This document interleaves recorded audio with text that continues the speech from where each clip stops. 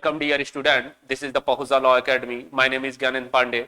आज आप लोगों के लिए लिमिटेशन एक्ट के कुछ महत्वपूर्ण क्वेश्चन को लेकर प्रेजेंट हुआ हूं, जो आपके आपके आगामी जुडिशरी के एग्जाम में पूछे जा सकते हैं।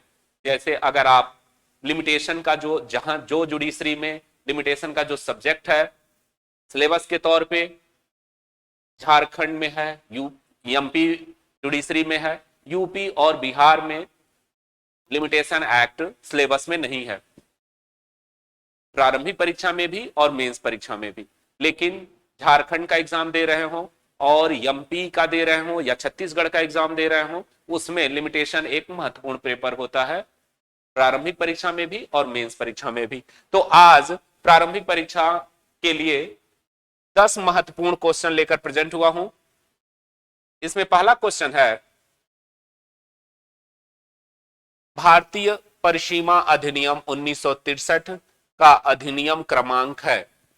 इसका जो अधिनियम क्रमांक है, ऑप्शन दिया 36 का 1963, 30, यानी यह क्रमांक नंबर पूछ रहा है कि लिमिटेशन एक्ट का क्रमांक नंबर कौन सा है, 36 है कि 30 है, 33 है कि 38 है। तो इसका क्रमांक संख्या 36 है, ऑप्शन ए सही हो जाएगा।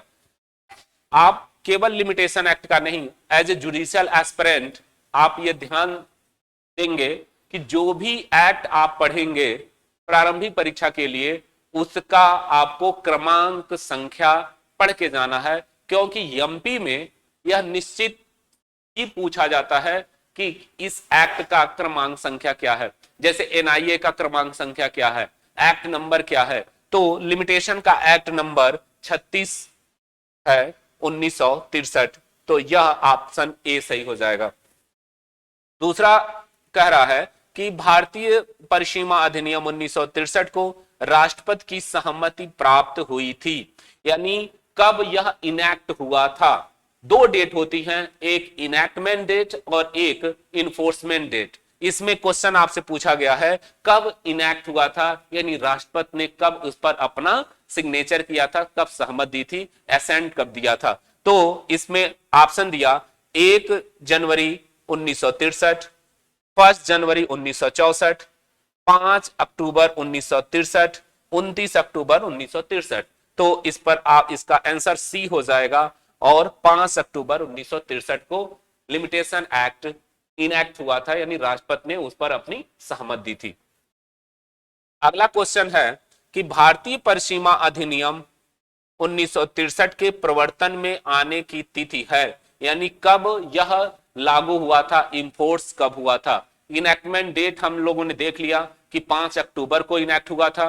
अब यह लागू हुआ था कब, तो ऑप्शन दे रहा है 1 जनवरी 1963, 25 अक्टूबर 1963, 29 अक्टूबर 1963 और 1 जनवरी 1964।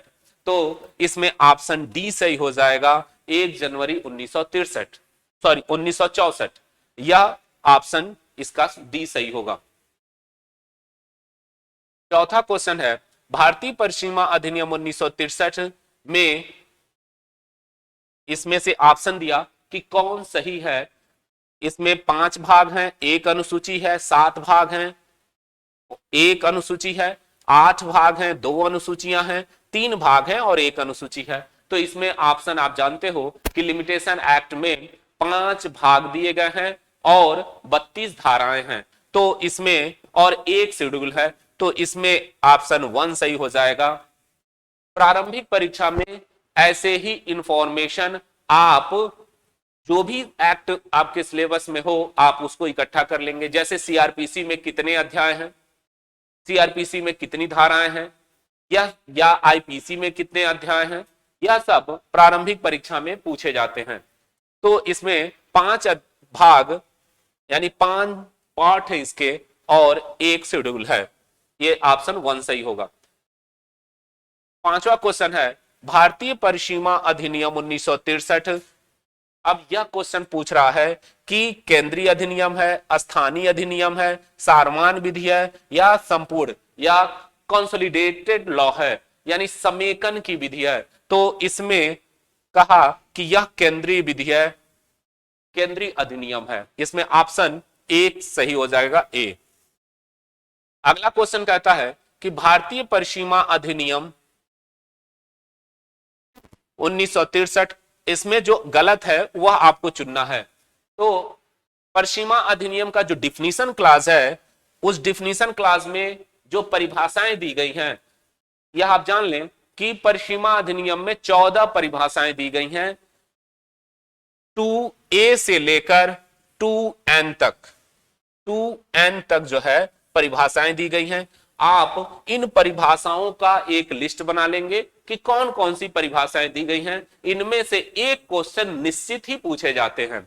तो आप देखें कि विदेशी राष्ट्र को कहां परिभाषित किया गया है, सद्भावपूर्ण को कहां परिभाषित किया गया है, वादी को कहां परिभाषित किया गया है, और न्यासी को। इसमें से गलत ऑप्शन दिए गए हैं, उसमें से चुनना है कि कौन से गलत है। तो विदेशी राष्ट्र को 2G में ही परिभाषित किया गया है, सद्भावना को भी 2H में परिभाषित किया गया है, जो वादी है वह 2I में परिभाषित किया गया है, और न्यासी जो दिया वह 2A में परिभाषित नहीं किया गया है, बल्कि 2N में परिभाषित किया गया है। 2N में न्यासी को परिभाषित किया गया है, और 2A में आवेदक को परिभाषित किया गया है। आवेदक कौन होगा, इसको परिभाषित किया गया है। तो इसलिए इसमें ऑप्शन कौन सा सही हो जाएगा, डी। इसमें ऑप्शन डी सही होगा, क्योंकि इसमें पूछ रहा है असत्य कौन है, गलत कौन है। तो न्यासी को 2N में परिभाषित है, न कि 2A में परिभाषित है। अगला क्वेश्चन कह रहा है कि असत्य व्यूम को चुनिए, जो इसमें असत्य हैं उनको चुनिए। परिसीमा 2J, बाद 2L, अपकृत 2N, बंध पत्र 2B।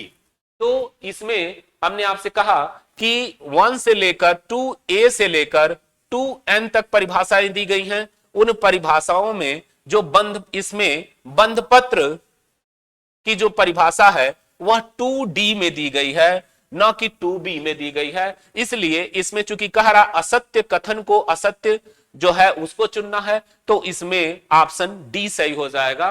बंध पत्र को 2B में परिभाषित न करके 2D में परिभाषित किया गया है। अगला क्वेश्चन है कि 2A भारतीय परिसीमा अधिनियम 1963 के अर्थों में प्रार्थी, एप्लीकांट में शामिल है।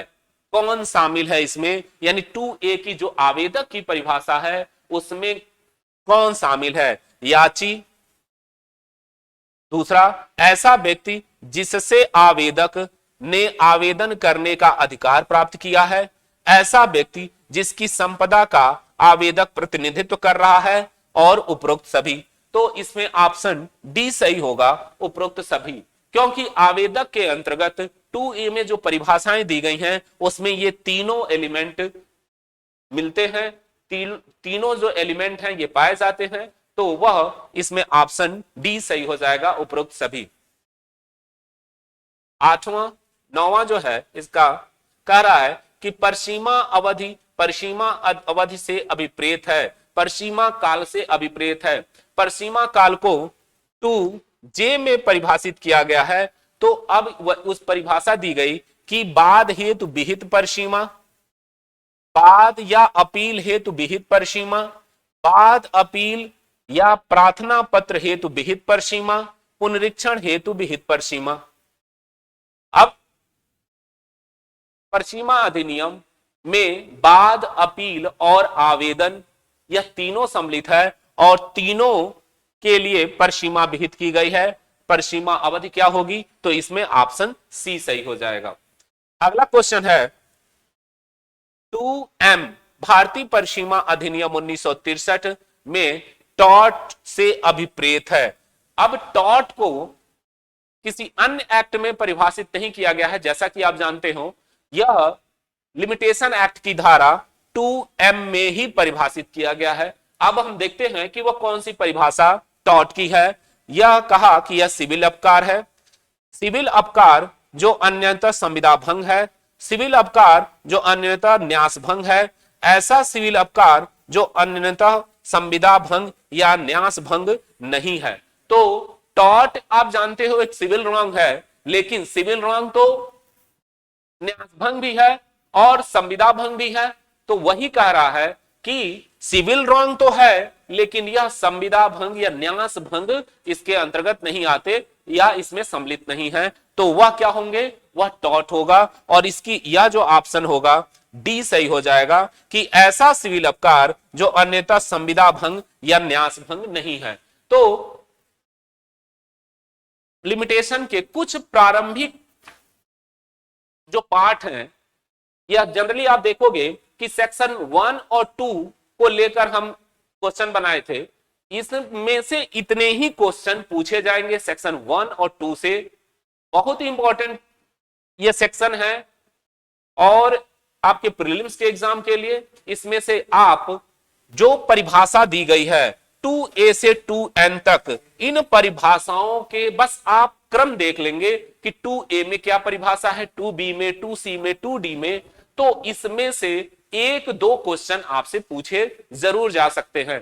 तो इस प्रकार ये 10 इंपॉर्टेंट क्वेश्चन लेकर प्रेजेंट हुआ था पीटी के लिए। लिमिटेशन में और अपने अगले वीडियो में 10 और क्वेश्चन लेकर प्रेजेंट होऊंगा। यह इंफॉर्मेशन कैसा लगा कमेंट करके बताएं। धन्यवाद।